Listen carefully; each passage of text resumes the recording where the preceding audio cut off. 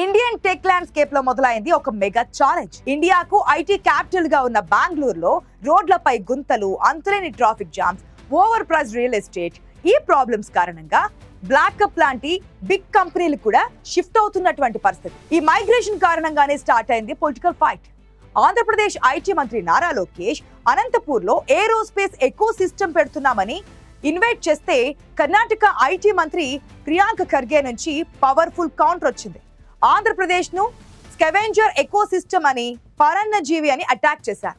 States మధ్య ఇంత tension build అవ్వడం ఇదే ఫస్ట్ టైం. కానీ డేటా ఏం చెబుతోంది? బిజినెస్ ఫ్రెండ్లీ సిటీస్ ర్యాంకింగ్ లో బెంగళూరు కేవలం నెంబర్ 3లో ఉంటే హైదరాబాద్ నెంబర్ 1 స్పాట్ ను క్లైమ్ చేసింది. స్టార్ట్అప్ ఫండింగ్ చూస్తే హైదరాబాద్ లో 160% గ్రోత్ ఉంది. అదే సమయంలో బెంగళూరులో 24% ఫండింగ్ డౌన్ అయింది. ట్రాఫిక్ లేని road connectivity, cost effective real estate తో హైదరాబాద్ బెంగళూరు థండర్ ను సొంతం చేసుకుంది. వైజాగ్ కూడా ఈ రేస్ లో ఎమర్జ్ అవుతోంది. ఇక్కడ రియల్ ఎస్టేట్ కాస్ట్ 50% తక్కువ. టాలెంట్ అక్విజిషన్ లో 25% కాస్ట్ అడ్వాంటేజ్ ఉంది.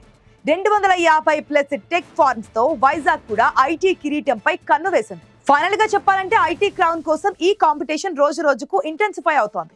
పొలిటికల్ ఫైట్స్ పక్కన పెడితే ఏ సిటీ బెస్ట్ ఇన్ఫ్రా ఇస్తోంది, ఏ సిటీ టెక్ ఫ్యూచర్ కు సపోర్ట్ చేస్తుందనేది ఇప్పుడు మెయిన్ పాయింట్.